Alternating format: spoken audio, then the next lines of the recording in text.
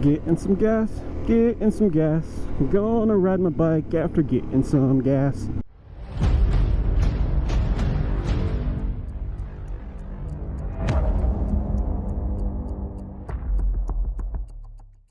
What's going on YouTube? R2R Moto here.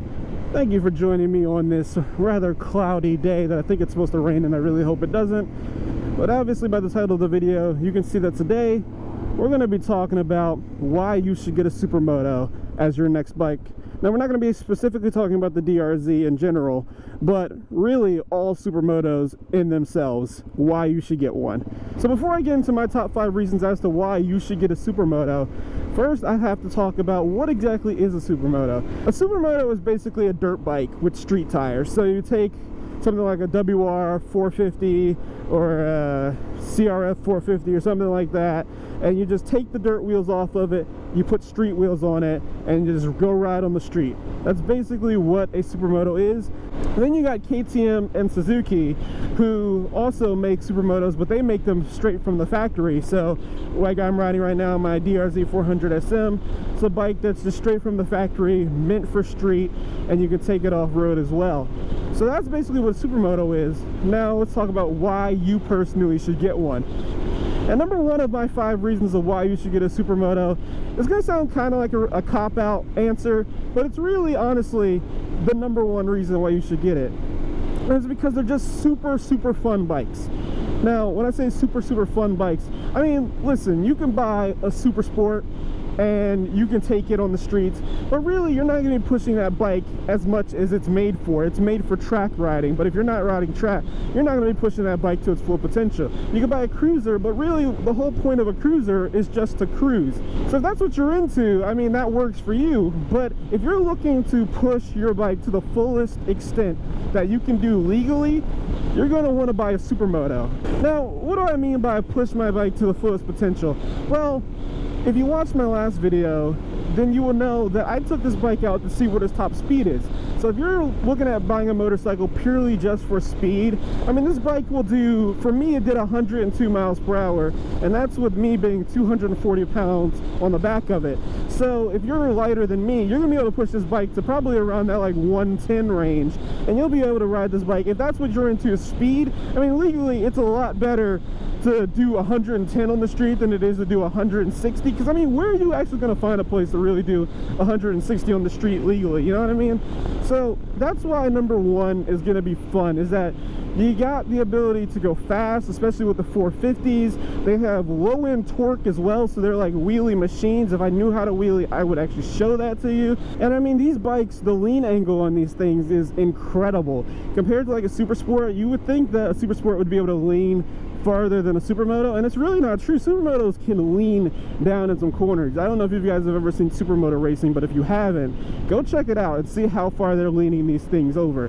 So I mean, overall, this bike is super fun on the street, and it can do basically everything you could want it to do. But now that we've talked about number one, I have to talk about what is the number 2 reason why you should buy yourself a Supermoto. Before I do that, I think I have something on the camera real quick. Alright, I think I got it off.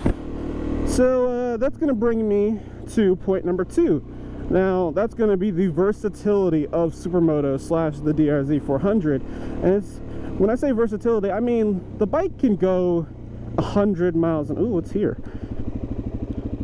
Little dirt run up, little hill climb.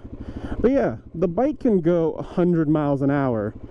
But then at the same time, you can also take it just out here into nowhere areas and go off-road. Now, I don't know about you, but when it comes to pushing my bike to its fullest potential, I'm not going to be taking a Super Sport or like a $16,000 motorcycle or something like that and trying to do things like this one. I'm not going to break something on that bike and be happy about it, you know what I mean?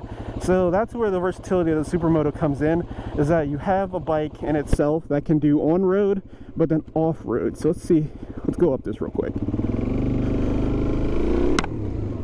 My helmet hit something, I think a tree branch. But yeah, so you're not going to be taking a Super Sport on this stuff. Like, this is specifically stuff made for bikes like dirt bikes and things like that. Now, I'm not the most confident off-road rider in myself. But still, the ability to take my bike on things like this just speaks to what the versatility of the DRZ and other supermotos are.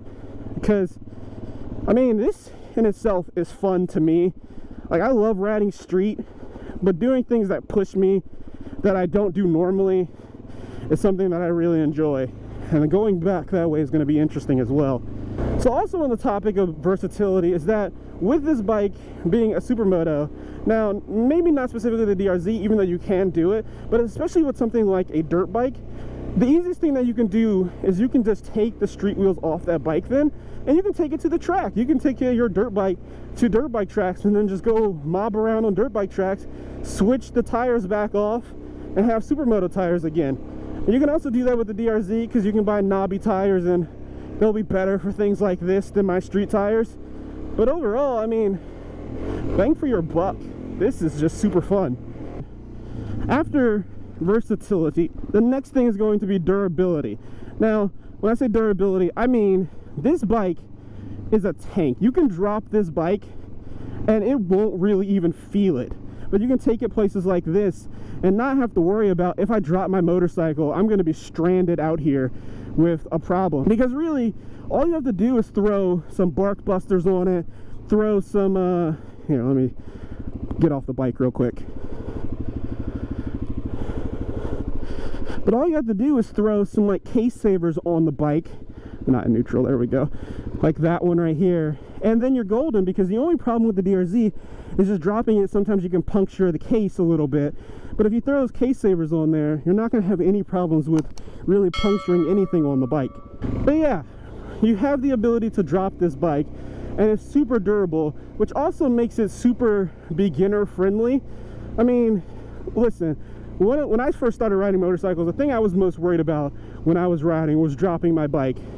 Because I mean, if you pay somewhere around, I mean really anything for a motorcycle or something that you want, you don't want to have something like a drop ruin your ability to ride, and then you're like out of that money, or you have to put more money in to fix it. You drop this bike, pick it up, it's a tank, keep it moving.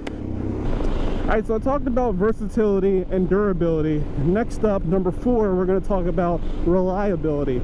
Now for this one, we're going to be really talking more specifically about the DRZ instead of all supermotos in general, because if you go the route of buying a dirt bike and putting supermoto tires on it, you're going to have to do a little bit more maintenance more frequently with your oil changes and things like that. I don't know exactly what you have to do on dirt bikes and when, but you're going to have to do them a lot more often than a bike specifically made to go on the street.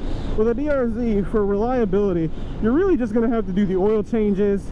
Just make sure that you keep up with those and keep your bike in running order, clean your chain. So you can have a lot of fun on this bike before you even have to really start worrying about maintenance and things like that. And as far as I've read and heard people talk about who own DRZs, is that these things will last for quite some time. I've seen these bikes with anywhere from, say, 2,000 miles like me, no issues, to then all the way, like, I've seen 15,000, 30,000 miles with no issues. So I mean, if you're thinking about buying a bike for reliability, supermotos in general are the way to go, especially with the DRZ. All right, so now this leads me to point number 5, and if you got this far in the video, you said to yourself, I like the fact that I can have fun on this bike, I can do wheelies, and it's a torque machine. I also like the fact that I can drop the bike, pick it back up, and just be good to go. I like the fact that I don't have to worry about doing maintenance all the time on it, and it'll be really reliable for the future. And that I can take the bike off-road. I can put street tires on it, supermoto tires. I can put dirt tires on it and possibly take it to the track. I like all those things. But then you might be thinking, what's that going to cost me? Well, there, my friends, is reason number 5 why you should buy a supermoto, and that's because these things are cheap. Everything about supermotos, and I don't mean build quality, I mean everything that comes price-wise for supermotos is cheap. Cheap gas, cheap to insure, and to buy the bike itself is cheap. Now the price of the DRZ is going to range varied by how many miles you decide to get your bike with, whether you want to buy it brand new or you want to buy it used. But when you're looking at the overall price of the DRZ, nothing in this price range can beat this bike for the amount of fun that you can have on it, or really supermotos in general. I mean, if you think about other bikes that aren't in the class but that people always basically deem as being super fun, you got something like an R1 or an R6, and that's going to cost you like $10,000 to $16,000. If you want to buy a cruiser like an Iron 883, that's going to run you like 9 to 10 grand. And then when you come back to the DRZ, if you're looking at this bike used, I mean, really with say like 15,000 miles on it, you could find this bike for kind of around like $2,000 to be honest. Then with say less than 10,000 miles on it, you could find this bike for around 3,000 to 5,000 depending on how much miles on it. And then brand new, I mean brand new out the door, this bike was 7 grand I believe. I didn't pay that because I traded in another motorcycle, but still it's 7 grand out the door for a bike that I can take on the street, off-road, and have a blast of a time on. Like nothing in my opinion can beat that. So overall, if you're thinking about buying a DRZ Supermoto, or really any Supermoto in general, or if you're thinking about buying a dirt bike, putting some street tires on it, or a dual sport and putting some street tires on it, I definitely say go for it. To me personally, it is the most bang for your buck in terms of motorcycle riding that you can ever get, and it will give you some of the most enjoyment out of riding motorcycles that you could ever experience. I've owned 4 motorcycles at this point, including the DRZ, and I've ridden many more motorcycles, and I can say confidently that this is my favorite bike that I have ever ridden in terms of having the most fun. Now that has to say a lot. If anything, I'm going to leave you on those words. But if you enjoyed this video, hit that like button, subscribe to see more content in the future. It is about to start raining, so I'm going to go get home now. And anyway, I'll see you guys in the next one. Peace.